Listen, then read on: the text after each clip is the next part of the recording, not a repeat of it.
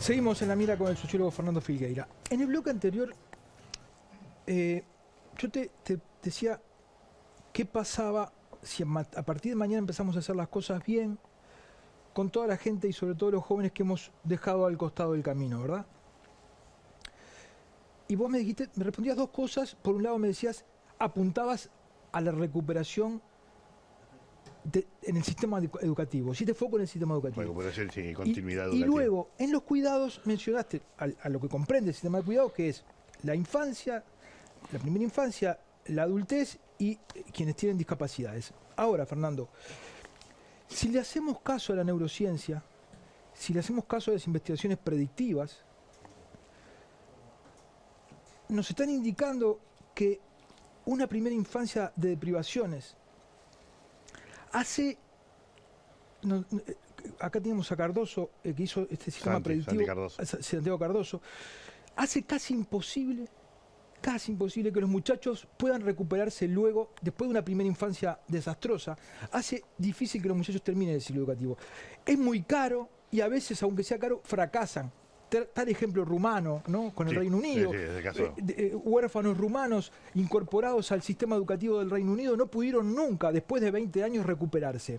Me pregunto, dentro del sistema de cuidados, no con el concepto de cuidar, sino de un concepto de asistencia social, ¿no será que hay un porcentaje de la población joven al que vamos a tener que asistir durante su vida adulta porque no lograron determinar a partir de una primera infancia de deprivaciones las capacidades para desarrollarse en un mundo integrado? Yo creo que ahí la respuesta tendría dos partes, creo. Y la pregunta es muy pertinente y no tengo una respuesta evidente para ello. Si pensamos en el sistema educativo, ¿no? Es decir, cuando Santi hace el análisis y dice estos chiquilines con estas características fracasan en el sistema. Sí.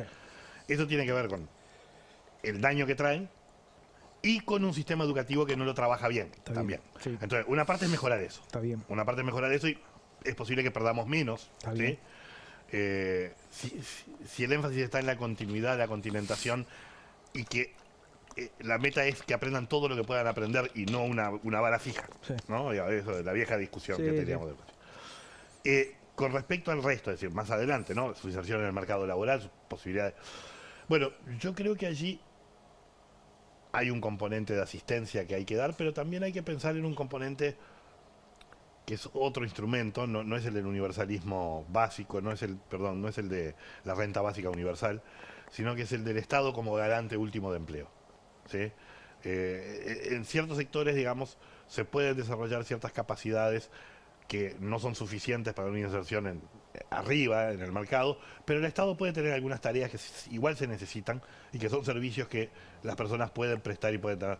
Las bolsas de trabajo que se generaron y los cupos cuando la pandemia en las intendencias, en negociación con el gobierno, es un ejemplo de eso. Digo, para ir pensando instrumentos parciales que pueden solucionar. Lo que está claro es que lo que tenemos que intentar hacer es cerrar la canilla del daño. Claro. Es decir, para que en el futuro no seguir aumentando esos bolsón. Porcentajes sean cada vez menores. ¿Cómo se cierra esa canilla del daño? Bueno, una parte no menor es la fuerte caída del embarazo adolescente, que implica que las mujeres están esperando para tener hijos más tiempo, ¿sí? Lo que implica que en general cuando los tengan posiblemente estén en mejores condiciones.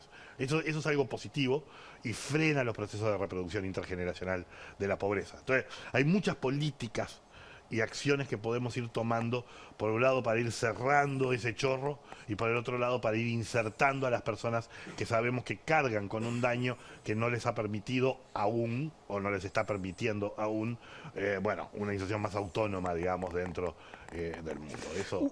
Gracias, Fernando. Uno podría pensar que esto es una cuestión de la clase política, digamos, ¿no? Pero me contabas que el otro día en una actividad que hubo sobre el sistema de cuidados, ¿verdad? Empresarios y sindicalistas decían que ellos no tenían el tema de los cuidados en su agenda, ¿verdad? Sí. Y esto es muy importante porque antes vos habías terminado diciendo que el mercado también tenía que jugar un papel en esto, ¿verdad? El mercado es clave, porque el mercado puede flexibilizar horarios, el mercado puede reconocer la necesidad de licencias combinadas, puede lograr que más hombres tomen licencia, que es importante también para generar esa redistribución de trabajo dentro del hogar. Y una de las cosas que que yo les decía tanto al referente empresarial como al referente sindical, y que mencionábamos es, por ejemplo, el caso de Bachelet, que hace una reforma de las licencias muy importante, que mejora bastante el tiempo y la flexibilidad para tomarlas y todo, a la larga tuvo el efecto positivo de aumentar muchísimo el presentismo de esas mujeres. Porque en verdad esas mujeres al final se tenían que tomar igual el día para cuidar al chiquilín. Solo que no avisaban, no se sabía, no se planificaba, etcétera. Entonces, un sistema de licencias, por ejemplo, ayuda a ordenar mucho el tema del presentismo, digamos, un sistema de licencias racional y adecuado. Lo otro que permitió, sobre todo cuando el mercado laboral está en alza, no es la situación actual, pero en 2013, 2014, muchos empresarios en Uruguay se quejaban del problema de fidelizar a sus trabajadoras y trabajadores. Porque trabajadores, sobre todo de nivel medio y medio bajo educativo, tenían mucha oferta y se movían entre diferentes supermercados, no sé qué, no sé cuánto. Bueno, guarderías acordadas entre el empresariado y el sector trabajador. Eso fideliza a trabajadores también, ¿no? Porque da condiciones de compatibilización entre faz productiva y reproductiva. Entonces, los empresarios decían, bueno, nuestra preocupación es la inversión, primero es el costo de los salarios, segundo es el tema de la innovación y es el tema de la rentabilidad, obviamente como primero. Los trabajadores te dicen es empleo y salarios. Cuidados viene después o vendría después. Lo que hay que entender es que crecientemente una economía que no incorpore esta alianza entre estados y familias va a hacer sufrir también a los mercados. Y lo va a hacer sufrir tanto por las personas y cómo van a llegar a ese mercado laboral, como por las propias dinámicas familiares. Es decir, en 1973, que es el golpe, si uno toma el salario real, ¿sí?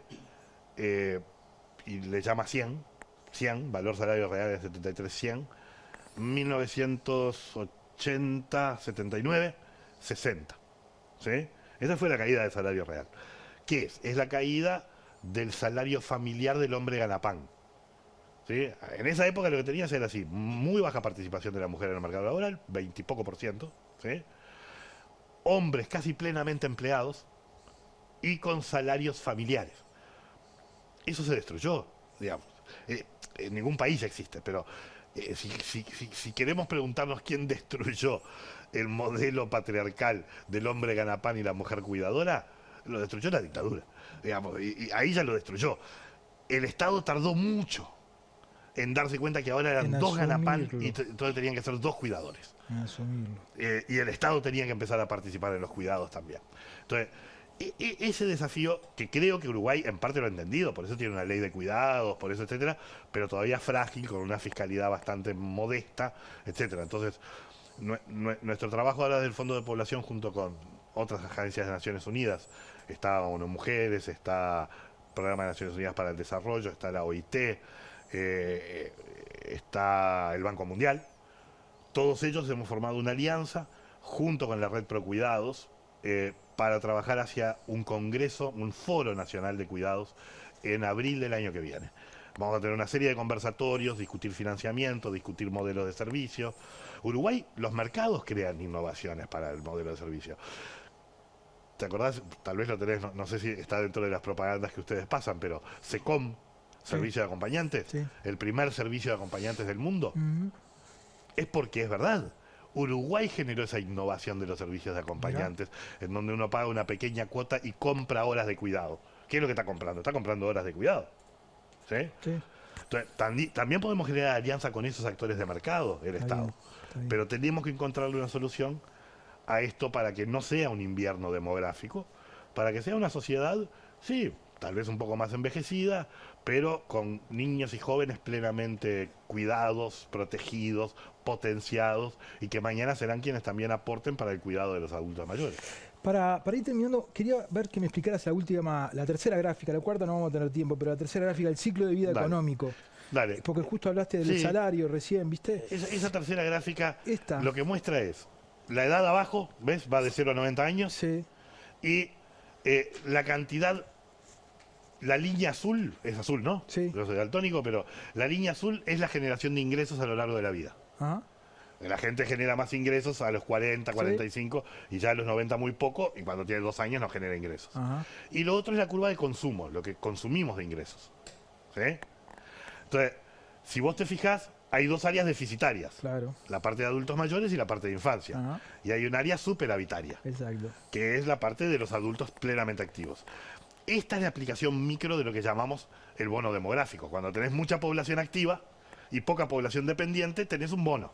Claro. Ese bono se te termina, a Uruguay se le está terminando, eso es real. Claro. ¿Sí? Claro. Entonces, el tema es cómo redistribuimos. ¿Cómo hacen las sociedades para cubrir a la infancia y al adulto mayor? Sacan plata de la parte de arriba, ¿sí? De la que sobra, los papás dándole plata al hijo para que se compre un chupetín o para darle de comer. Hace que la montaña sea más estirada. Claro, estira la montaña, pero lo que hace es saca la plata de acá y la manda para acá y para acá. ¿Cómo la manda para acá y para acá? La manda o vía familias, la familia cubre al hijo, la familia ayuda al abuelo, ¿sí? O vía tributos, impuestos, saco de acá, asignaciones familiares, jubilaciones y pensiones, ¿sí?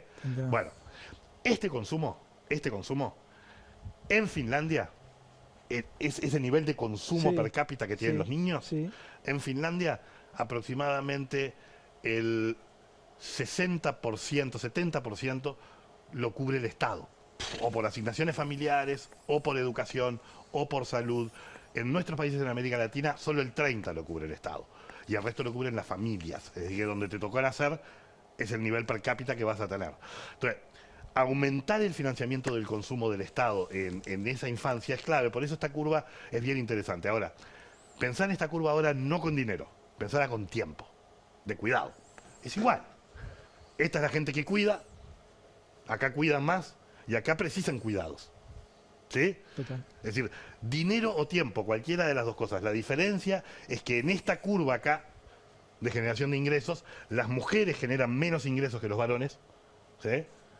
Y en la curva de tiempo, las mujeres dan más tiempo que los varones, ¿sí?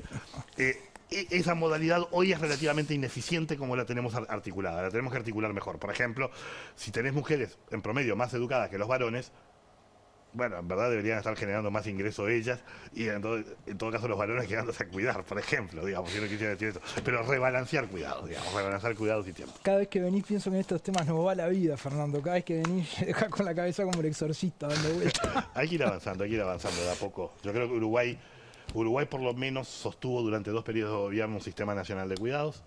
Es verdad que sufrió un poco al principio para que el nuevo gobierno entendiera de qué era y por dónde iba y todo, pero creo que hoy hay un acuerdo general. Ahora hay que encontrar el espacio fiscal para fortalecerlo. Muchísimas gracias. Tenemos una tanda, ya volvemos.